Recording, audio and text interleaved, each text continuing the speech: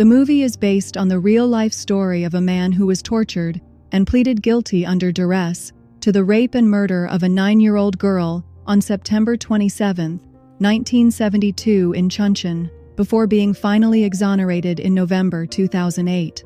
The story takes place in 1997 and follows Lee Yong-Goo, a devoted father with an intellectual disability who single-handedly raises his daughter. Despite his condition, his love for her knows no bounds, deeper and stronger than that of many fathers. He works tirelessly to provide for her, ensuring she never lacks care and affection. Though their life is simple, it is filled with happiness. But fate takes a cruel turn, and a mere backpack sets off a chain of events that shatters their world. Yong-Goo's daughter adored a Sailor Moon backpack, and he promised to buy it for her as soon as he received his paycheck. However, the day before payday, the last one in the store was sold to another customer. Determined to keep his promise, Yong-Goo desperately tried to reclaim the backpack, but was instead beaten by the buyer. The following day, the buyer's daughter approached Yong-Goo, telling him that another store had the same backpack and offering to take him there. They set off together, but as they turned a corner, the girl suddenly slipped and fell. When Yong-Goo finally reached her, he found her lying on the ground, bleeding heavily. Panicked, Yong-Goo tried to help the girl using the CPR techniques he had learned. He removed her pants to aid circulation and began performing mouth-to-mouth resuscitation. At that moment, a passerby saw the scene and misunderstood his intentions. Terrified, she assumed the worst and ran to alert the police. That night, Yong-Goo was taken into custody. He struggled to explain what had happened, repeatedly pleading to go home to his daughter. But going home was no longer an option. The girl who had died was the police chief's daughter. Determined to secure a confession, the authorities took Yong-Goo back to the scene to reenact the incident. Standing before a mannequin, he demonstrated his actions, pressing on the chest, slapping the cheeks, and performing CPR, just as he had been taught at work. To appease public outrage and the police chief's fury, the investigators deceived Yong-Goo. They told him that if he took off his pants, he would be allowed to go home and reunite with his daughter. Trusting them, Yong-Goo obeyed, removing his pants in front of reporters and onlookers. The sight enraged the crowd, who immediately turned on him, beating him mercilessly. A few days later, the court sentenced Yong-Goo to death for rape and murder. He was sent to a prison reserved for those awaiting execution. Upon learning of his alleged crime, the prison warden subjected him to a brutal beating. Afterward, he was placed in cell number 7, home to the most hardened criminals. The cell's leader, a mobster, asked Yong-Goo what crime had landed him there. But instead of answering, Yong-Goo nervously blurted out his birthday and rambled about his extended family. Realizing that Yong-Goo wasn't fully aware of his situation, the mob boss had his sentencing papers taken. As he read the horrific crime Yong-Goo was accused of, his anger boiled over, and he slapped him hard across the face. Yong-Goo, wincing in pain, tried to leave the cell, but 2 other inmates grabbed him, wrapped him in a blanket, and slammed him onto the floor. The prisoners swarmed around him, kicking him relentlessly, as if determined to beat him to death. From that moment on, Yong-Goo became the most despised person in the cell. During outdoor time, he could only huddle in a corner, silently tracing his daughter's name in the dirt with a stick. One day, while lost in his thoughts, he noticed a man across the yard sharpening a toothbrush, glancing at him with a chilling stare, wordlessly signaling his deadly intent. Once the toothbrush was sharpened to a deadly point, the man held it tightly, his eyes locked in a menacing glare. Yong-Goo followed his gaze. It was fixed on the leader of cell number 7. Without warning, the man and his gang charged toward the boss, weapon in hand. Instinct took over. Yong-Goo leaped up and sprinted forward. At the last second, he shoved the leader aside, taking the stab himself. Furious, the leader retaliated, knocking the attacker unconscious with a few brutal punches before the guards rushed in to break up the chaos. Back in the cell, everything changed for Yong-Goo. The inmates, once his tormentors, now made his bed for him. Even the boss himself offered a rare word of gratitude. As it turned out, the leader held significant influence in the prison, able to smuggle in almost anything. Seeing Yong-Goo's childlike innocence, the leader asked what he wanted in return. Without hesitation, expresses his deepest desire to see his young daughter, Ye-sung, But Yong-Goo's request left him speechless. How could they possibly smuggle a living person into the prison? Yet a promise was a promise, and the leader was a man who kept his word. Soon, the leader devised a daring plan. During a prison event, Yong-Goo's daughter was secretly slipped into the performance group and smuggled into cell number 7, hidden inside a large box. When the box was opened, a small head peeked out, her curious eyes scanning the room. The prisoners grinned as she took in her surroundings. Then her gaze locked onto her father in the corner. At the sound of her voice, Yong-Goo's eyes widened. He rushed forward, sweeping her into a tight embrace. She sobbed, playfully hitting his chest as she scolded him, her words a mix of complaints and relief. Yong-Goo, confused but overwhelmed with emotion, kept apologizing.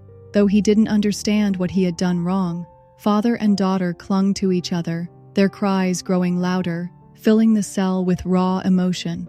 But not everyone was moved. One inmate, increasingly anxious, realized the gravity of the situation. If the guards found the girl, everyone in the cell would face an additional 2 years. Unwilling to risk punishment, he climbed onto a ledge and began shouting for the guards. The little girl pleaded with him to stop, while the other inmates scrambled to silence him, covering his mouth in desperation. But it was too late.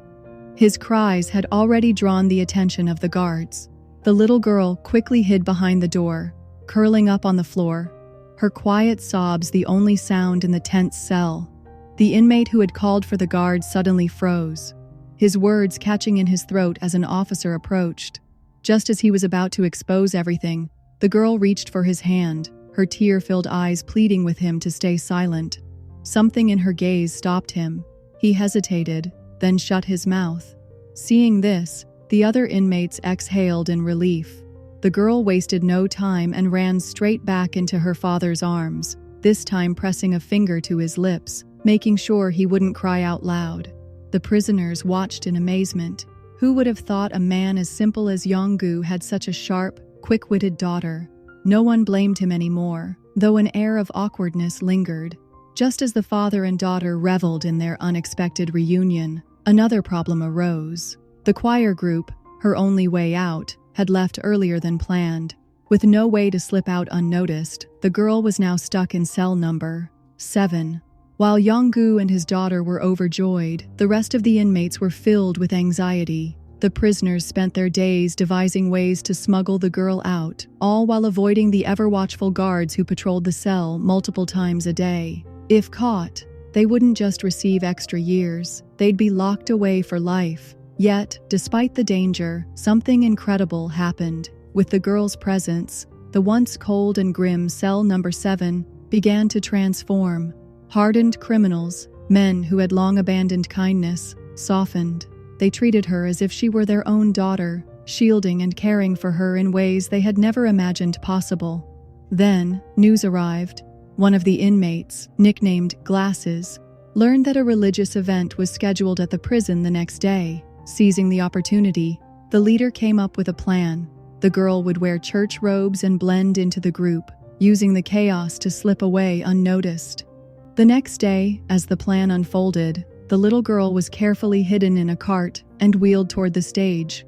According to the plan, she was supposed to slip into the group of performers and escape unnoticed. When they arrived at the event, the prisoners realized, to their horror, that it wasn't a Christian service. It was a Buddhist ceremony led by monks.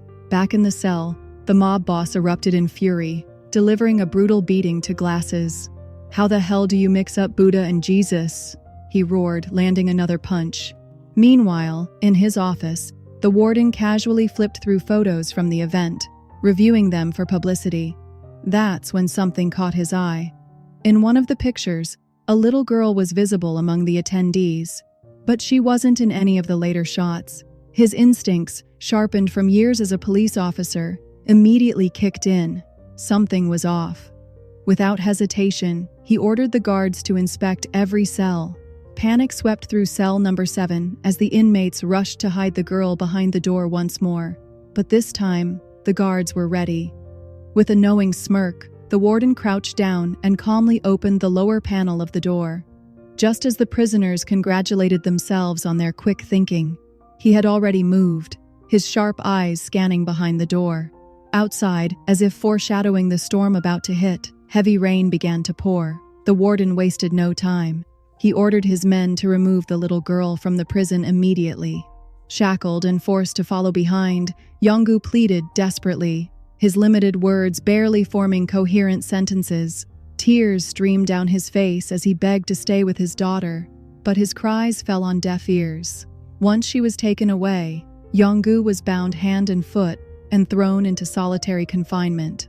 That night, however, the prison was thrown into chaos. An inmate, driven mad after hearing about the events in cell number 7, managed to steal a can of gasoline. Fueled by despair, he set a massive fire, hoping that in the ensuing commotion, he might have a chance to see his family again. As flames spread rapidly, the warden ordered an evacuation, sending all prisoners to the yard while he stayed behind, trying to convince the inmate to leave. But the man refused, his mind clouded with desperation. Meanwhile, in the yard, Yong-Goo watched the scene unfold.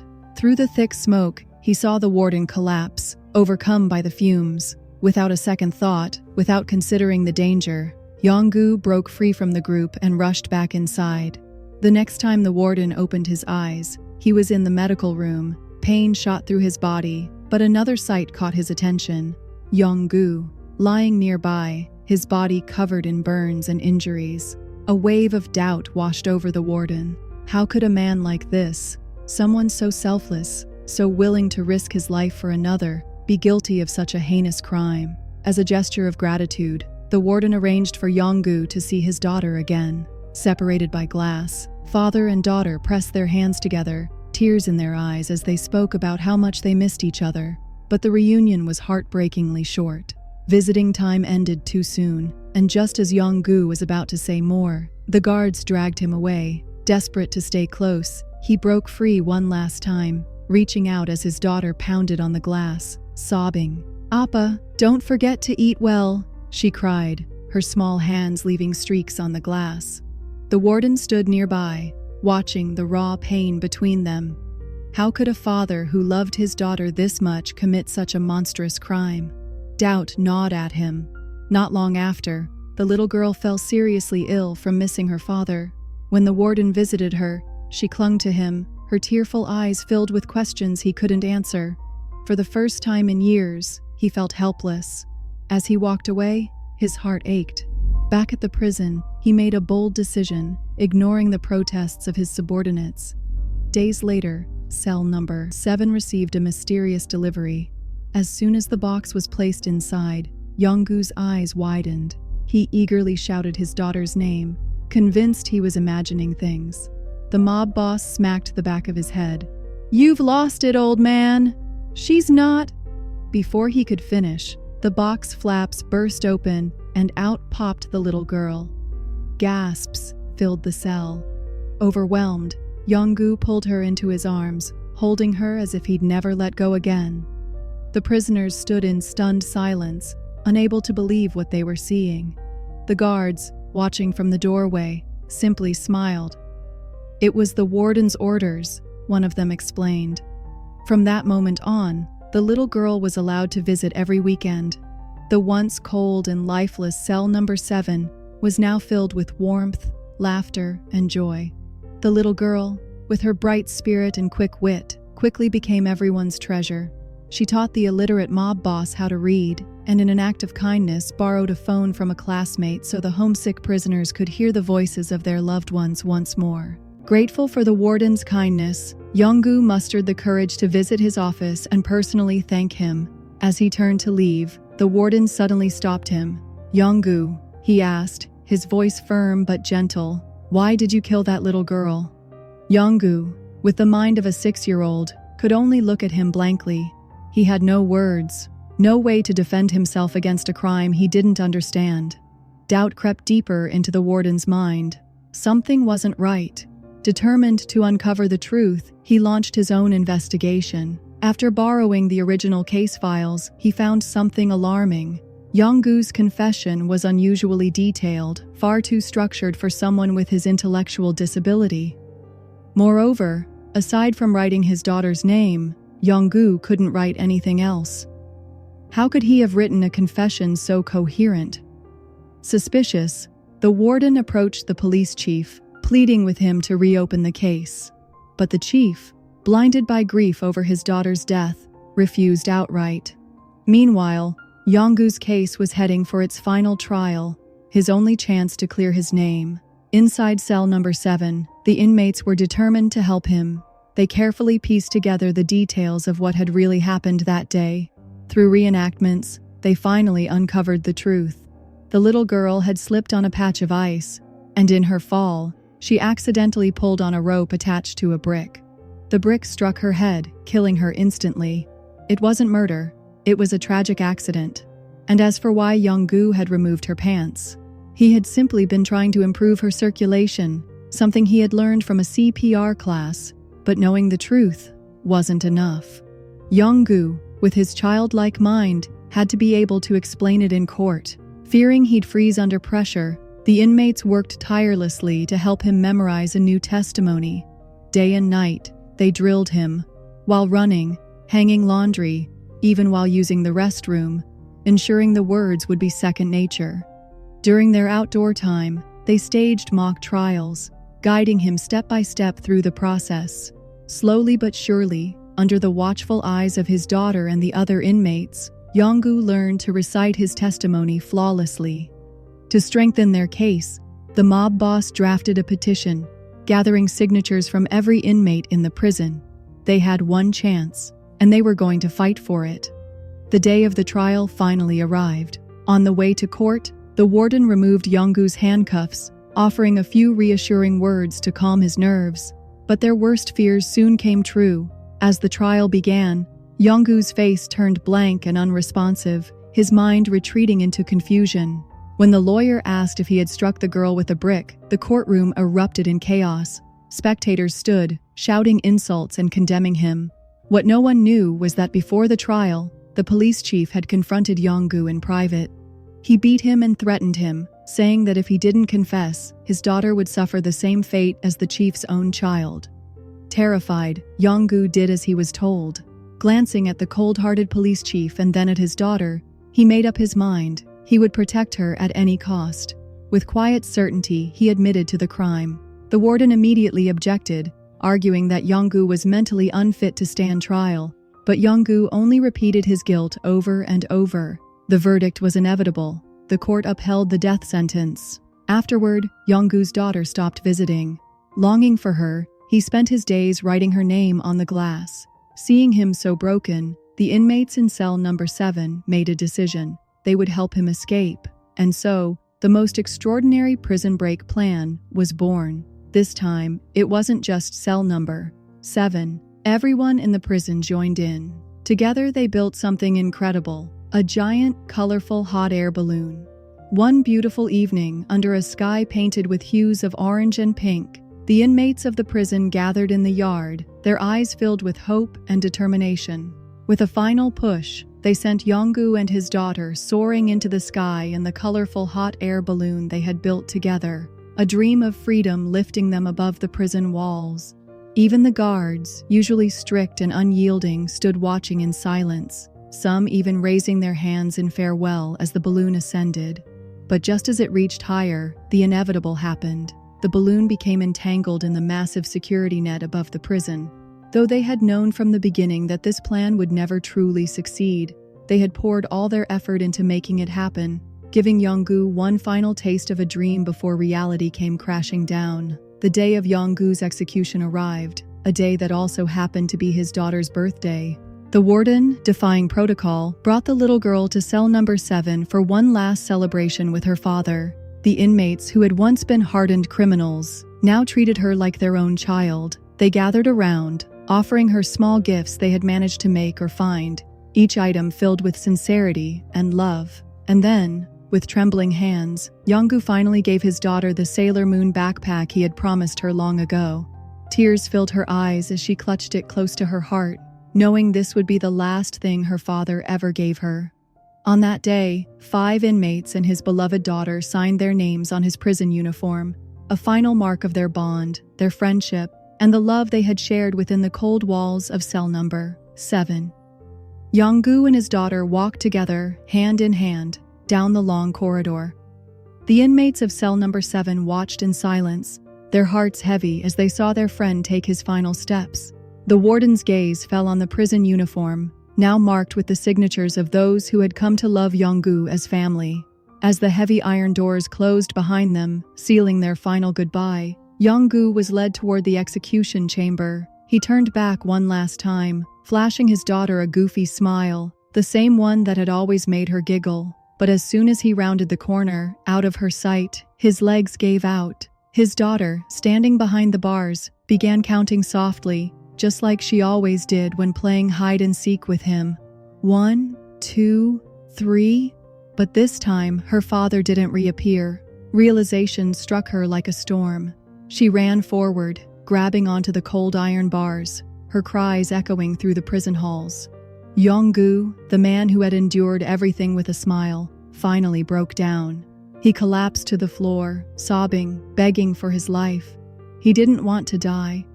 The warden turned away, his eyes filled with unshed tears. No one in the prison could save him. No one in the world could save this innocent father. After Yong-Goo's death, the warden took in his daughter, raising her as his own. Under the warmth and love of his family, she grew into a strong, intelligent young woman. But she never forgot her father. Years later, she became a lawyer, dedicating her life to justice. She reunited the men from cell number 7, the ones who had once been outcasts but had given her father love in his final days. Together they testified in court, bringing forth new evidence, fighting against the injustice that had taken her father's life. After 15 long years, the court finally ruled Yong-Goo innocent. Justice had come too late, but it had come nonetheless. As she stood outside the courthouse, she looked up at the sky. In her heart, she saw it, the colorful hot air balloon once again, and in it, her father, smiling that same goofy smile, waving at her as he and a little girl soared high above the prison walls, this time truly free.